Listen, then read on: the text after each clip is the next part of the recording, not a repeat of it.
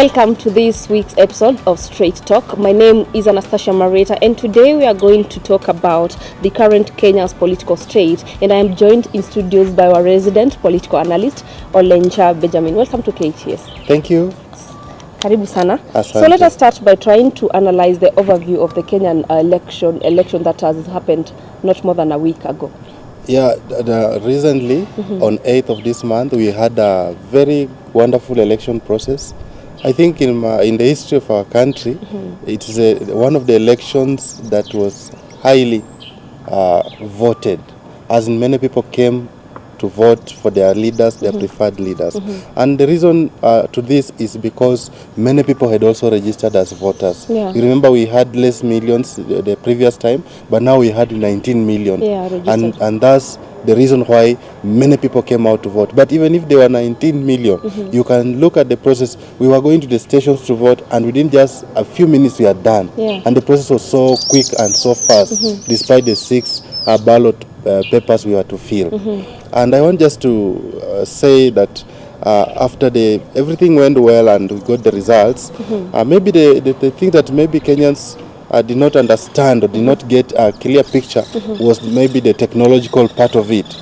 You can look at the social media now and you'll see many people saying like some results are still streaming in. Some people are like concerned, they are asking how and why. And those are some of the things, but we want to thank the people of Kenya for having come out in numbers to elect their leaders. We've seen that issue, most of us, like still results are still updating themselves. Maybe you can clarify to us what is happening. The results are still updating themselves. I think it's an issue that is technical. The IABC CEO came out and said, Eza Chiloban said, they are still working with their technical team to ensure that they rectify the issues and therefore the things that are brought back to normalcy. But you see now that the NASA side had a contest. They had said that they were not fair or free after the election. Now the exercise of tallying, they said it was not really credible. This coming to this point, it brings in a lot of questions, whereby the people who don't understand or people who are keen to follow it will ask, but why is it going this way? Why is it still updating? Yeah. And bringing in results. That is the question most of us are asking. And maybe bringing in results. Yeah. Where are these results coming from? You see, some Kenyans have been making jokes and saying maybe it will get to like millions, 30 millions and so, and maybe our president will be declared the president of Africa. Sure. And it's a very funny scenario for all of us. So what would you say about that? What I will say about it is that the IABC needed to move with speed, especially now that we had a problem with the Forms 34A. That even the IABC CEO said himself that they had not been able to receive all of them, yet they had announced the results, and which are the authentic documents that are needed in the very process. How legal is that? How legal is the IABC chairperson and the whole commissioners announcing results without receiving all the forms? According to the law that was passed, I think it was this year, whereby the High Court said that the results to come must be accompanied by those forms. Yeah. First, they're sent through electronic. Just take a photo of them and send electronically. But after that process, they'll have to receive the documents. Despite this being in law that the forms must be present, they were not present. And they're still not present until today. And even today, the IABC CEO has not confirmed that he has received all of them. He was even saying that he didn't receive all of them. For us, we are not able to really get the reason why they don't have the forms. Because Kenya, in our scenario as Kenya, and the 290 constituencies, there's no way we can say that they have not been able to receive the documents. Because the time now from 9th, let us say 8th was just the process of remitting the results, partly on 9th. And then from 9th to date, we are getting to a date that is beyond us. You see, we need to have all these documents intact. You look at the scenario when we had an issue of food shortage in our country. And we were told that maize was going to be imported from Mexico. And the maize was able to be received in the country it didn't record period that was short. Yeah. Why not within our country borders, but these documents can be received at the IABC? So you think there's a problem? Somebody is somewhere doctoring them. Somebody might be doctoring them to fit the ones that have been announced already. Maybe we can talk about that, apart from the forms, that 4A and that 4Bs, and the process looking like it was smooth during the election period. From where you sit, do you think the election 2017 was free and fair? From my personal perspective, the elections were conducted well up to close of voting. But when the results started to stream, that is where the problem is. And that even I raise a question to the credibility of that process, the tallying part of it, because there was a period when the results started to come in.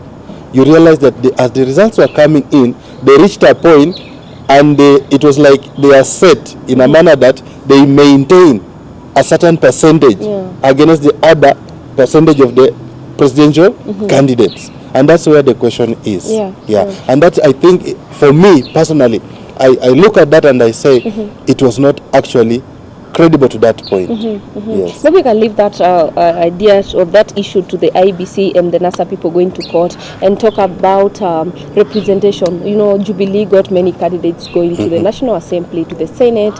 Let us talk about that and try to get maybe the right figures.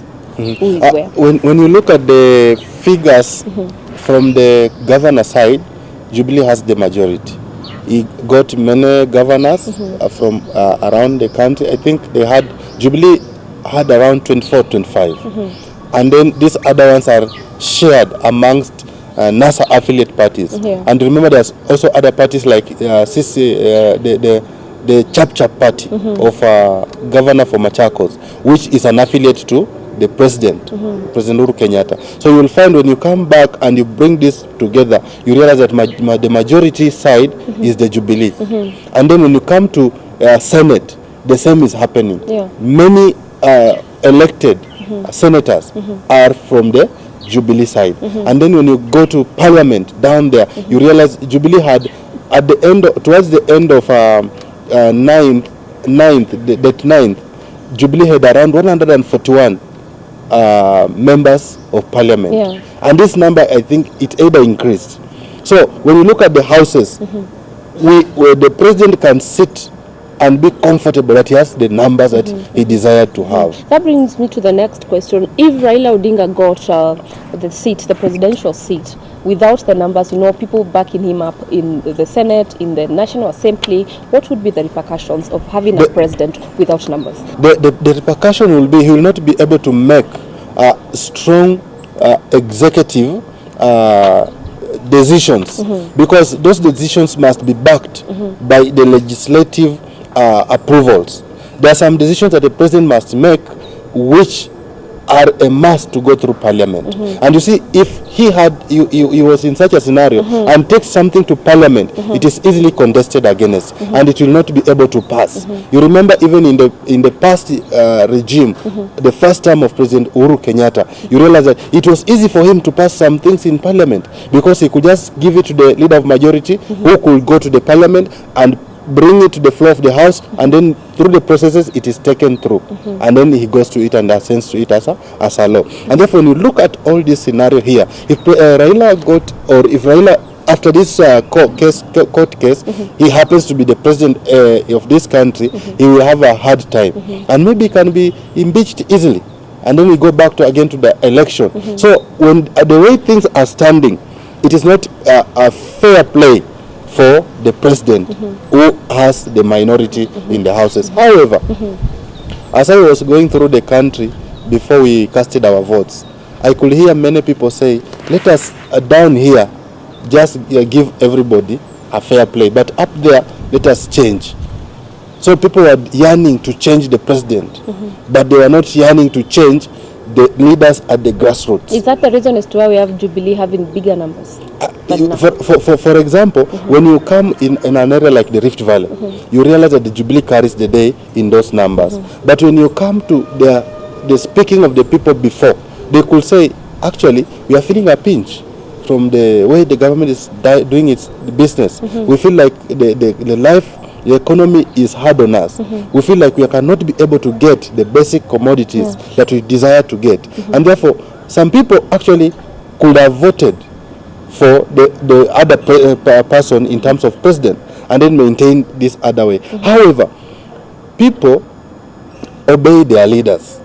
And I know in such a region like the Rift Valley, the deputy president has a higher say, and the people might have followed his direction and really voted for the president. But the way the things are and the way we look at it, the scenario the way it is, it will be an easy way, an easy walk in the park for the president who has the majority. What would you say are the repercussions of people voting in leaders because they belong to a certain political party? You're not choosing the type of leaders that you're voting in because they are good leaders, but you want to vote them in because they belong to the Jubilee and this is the Jubilee stronghold. For instance, taking a case study of Rift Valley.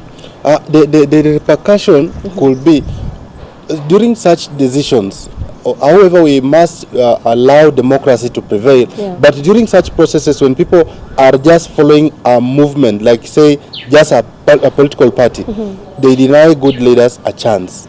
They deny leaders with a vision. They deny leaders who have a heart to really serve a chance. Because some leaders do not get a chance through their parties, but they are able to lead, they are able to do a good job if they are able to get into position. Remember, in our political dispensation in our country, it is not easy for you to, I know even you have a good idea about your community, but you cannot be able to exercise it because you lack the resources, you lack the influence, and you lack the position that can give you the platform to get to do that job. And therefore, when you get into a political seat, is when you can be able to do some of those things which political movements and parties sometimes deny us that opportunity.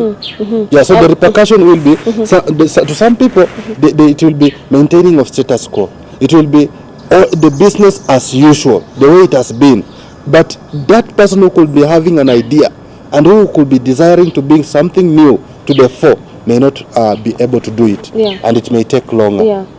Let us now move to this idea of, we've gotten over 3 to 4 women like gunning up for the gubernatorial seats in Kenya. Yeah, from where you sit, do you think women are well represented in this election? In this election, women are disadvantaged.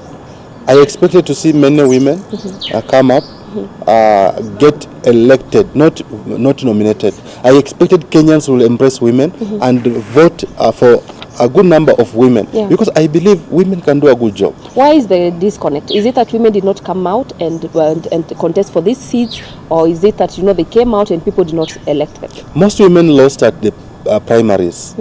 During the party primaries, they lost the way to get through to the next level, and therefore they were discouraged and they never moved to the next point. So we had very few numbers in terms of the women who are contesting the seats. And then some of the women who are contesting did not have the resources that can marshal a good campaign for them to be able to sail through. Are you talking about financial resources? Yeah, financial and human resources. You remember, there is a need.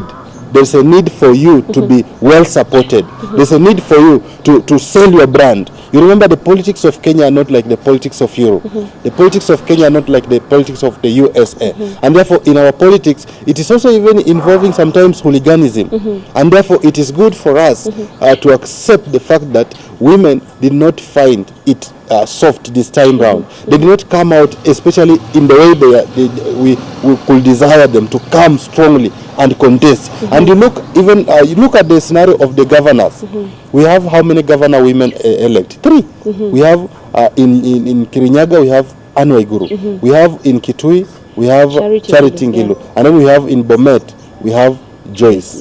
The 3 of them. The some of them, I think the person among these 3 women who came out and maybe she was able to really convince the electorate was Charity Ngilu. Because in Kombani it is a place whereby it's a wiper zone. But you see, Charity Ngilu came and he defeated men and she was able to get the docket.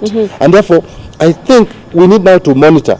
Kenyans should be able to monitor the way the women are going to lead those respective counties. Mm-hmm. But in the way of representation, that gender role, it is disfavoring the women. Yeah, we need to come to take a short commercial break. When we come back, you'll have to tell us what you think the women should do. You know, we need that gender role representation. You know, we need more women in the leadership positions, but they're not coming out to be elected. Maybe you can tell us why. What is the issue? Why are we not getting those many women there, apart from majority who have been nominated? Why are we not getting many women elected? But on that point, we'll now take a short commercial break. We'll be back with more.